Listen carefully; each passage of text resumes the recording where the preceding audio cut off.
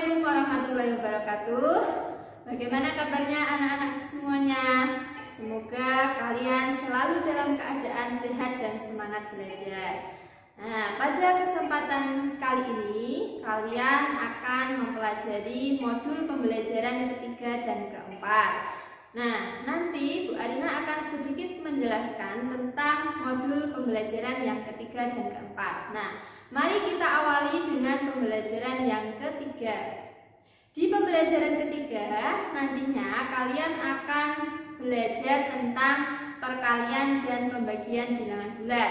Nah, bilangan bulat itu sudah kalian kenal sejak lama, bahkan baru umur berapa? 1 tahun itu kalian sudah mempelajari atau dikenalkan dengan bilangan bulat. Misalnya mulai berhitung 1, 2, 3 dan seterusnya. Nah, di SD itu sebenarnya juga sudah dipelajari perkalian dan pembagian bilangan bulat.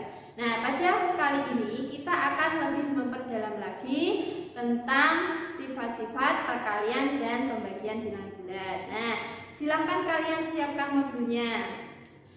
Perkalian bilangan bulat. Perkalian itu bisa diartikan dengan penjumlahan berulang. Nah, adapun sifat-sifat perkalian bilangan bulat bisa kalian lihat di modul pembelajaran yang ketiga. Yang pertama itu adalah sifat tertutup. Artinya sifat tertutup itu jika ada perkalian bilangan bulat, pasti nanti hasilnya merupakan bilangan bulat. Contohnya, negatif 9 kali 5. Nah, negatif 9 di sini merupakan bilangan bulat. 5 itu juga merupakan bilangan bulat. Hasilnya sama dengan negatif 45. Hasilnya juga merupakan bilangan bulat. Sifat yang kedua itu adalah sifat komutatif. Nah, sifat komutatif itu jika ada A dan B bilangan bulat, maka berlaku A kali B sama dengan B kali A. Contohnya, jika ada 7 kali negatif 4, itu hasilnya nanti juga bisa dicari dengan sifat komutatif. Negatif 4 kali 7 sama dengan negatif 28. Sifat yang ketiga yaitu sifat asosiatif. Nah, untuk rumusnya bisa kalian cermati di modul. Contoh sifat asosiatif itu seperti ini.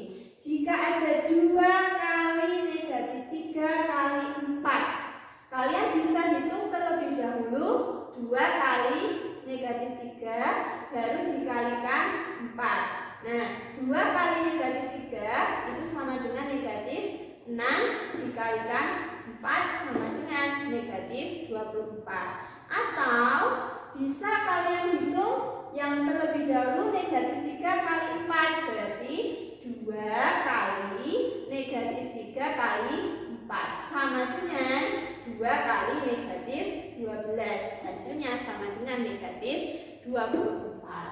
Kemudian sifat yang keempat yaitu sifat distributif. Nah, sifat distributif di sini berlaku terhadap penjumlahan dan pengurangan. Yang saya gunakan di sini adalah contoh dari sifat distributif pada pengurangan. Contohnya, 30 kali dalam kurung 15 dikurangi 10. Nah, ini bisa dijabarkan menjadi 30 kali 15 dikurangi 30 kali 10. 30 kali 15 sendiri itu sama dengan 450 dikurangi 30 kali 300 sama dengan 150. Nah, sifat yang kelima tertuliskan di dalam modul yaitu mempunyai unsur identitas. Nah, unsur identitas pada bilangan bulat, perkalian bilangan bulat itu adalah 1. Jadi untuk sembarang bilangan bulat selalu berlaku A kali 1 sama dengan 1 kali A sama dengan 1. Jadi bilangan berapapun dikalikan 1 itu sama dengan bilangan itu sendiri.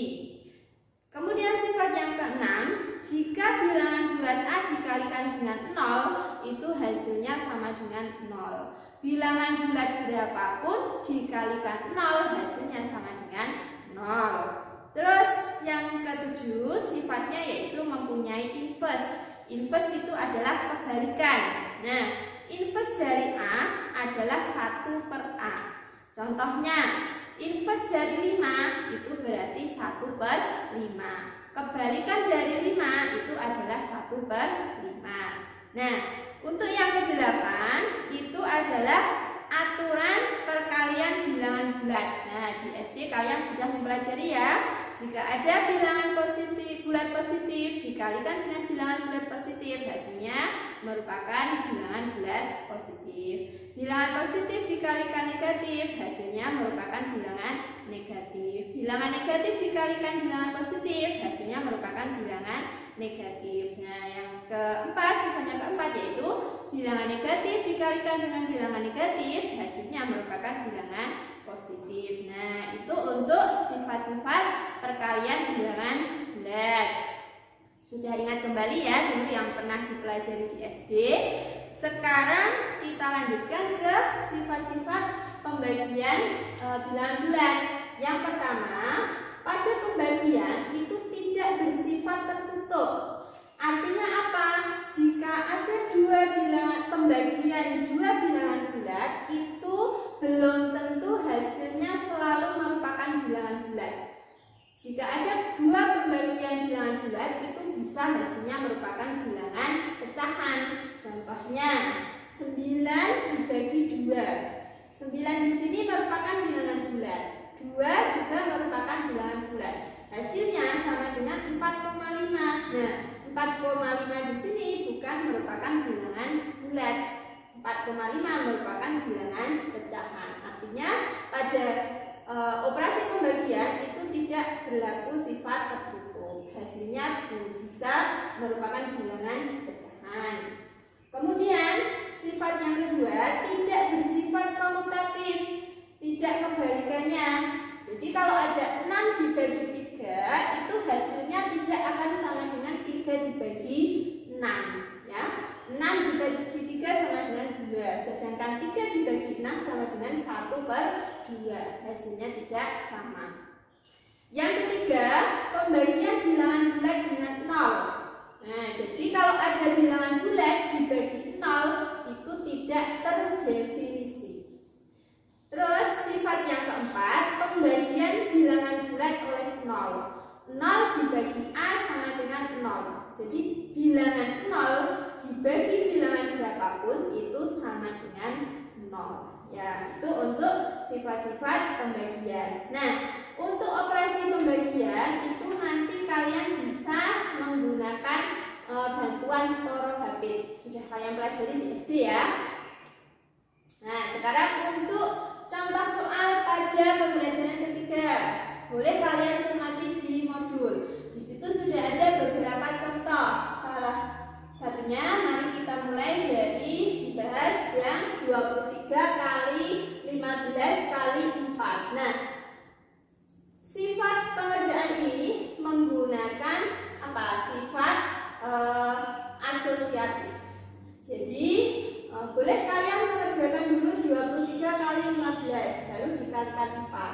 Boleh juga 23 kali 15 dikalikan 4. Nah, sifat asosiatif itu sebenarnya digunakan untuk mempermudah kalian dalam melakukan perhitungan perkalian bilangan bulat.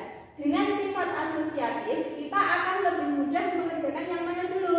Yang 15 kali 4. Jadi 15 kali 4 dikalikan dulu, baru hasilnya dikalikan dengan 23 ya.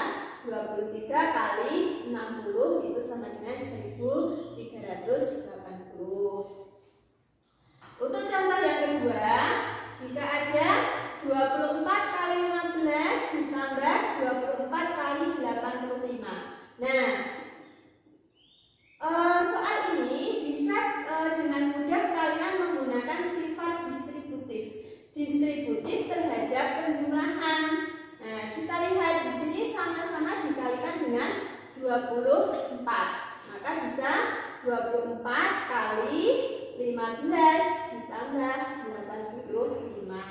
15 tambah 85 sama dengan 100. Berarti sama dengan 24 kali 100. 100 sama dengan 2400 ya. Nah, selanjutnya contoh yang ketiga, ini juga akan lebih mudah kalian menggunakan sifat distributif.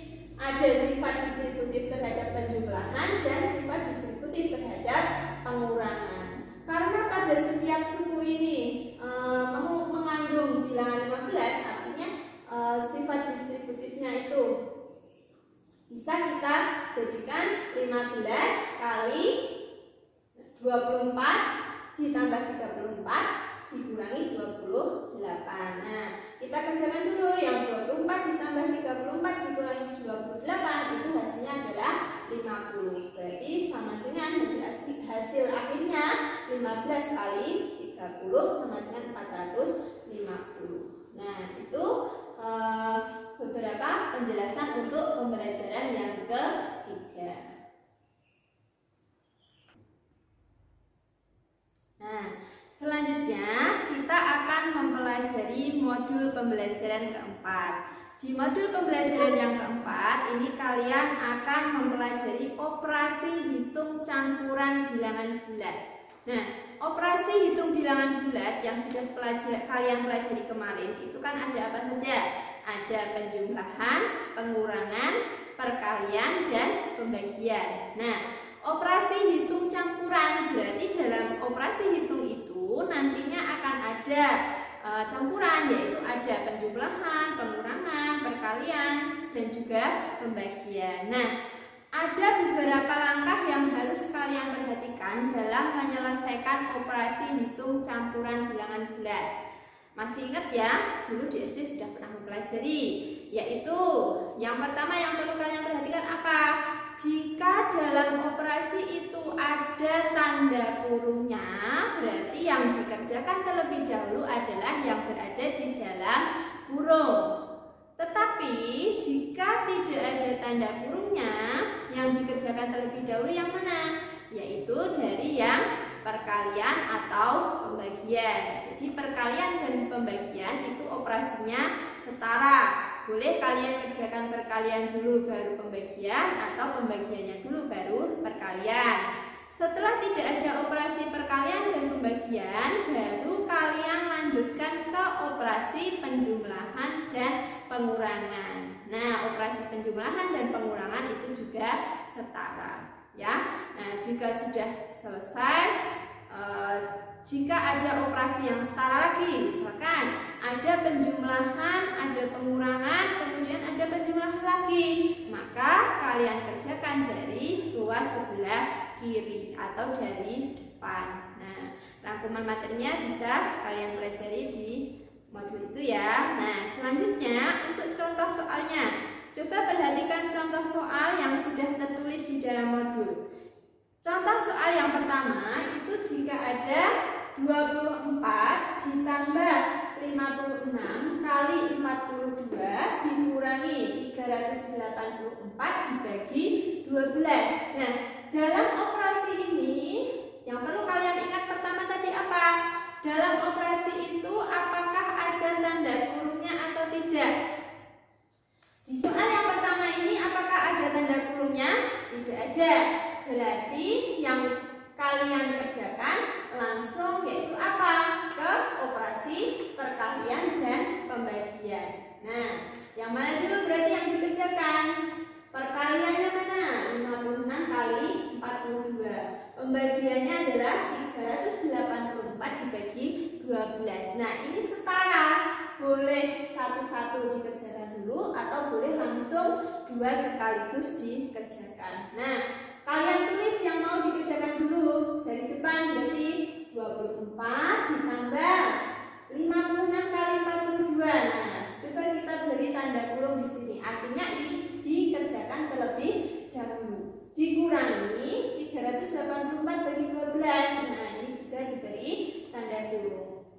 Kita kerjakan yang perkalian 56 kali 42. Nah, menggunakan perkalian disusun menghasilkan 2352 dikurangi 384 dibagi 12 menggunakan pakai porogapit ya, kalau masih belum bisa langsung menghasilkan 32. 32. Nah, di sini ada dua operasi, yaitu ada penjumlahan dan pengurangan. Penjumlahan dan pengurangan ini sifatnya setara, artinya bisa kalian kerjakan dari depan atau dari ruas sebelah yang kiri.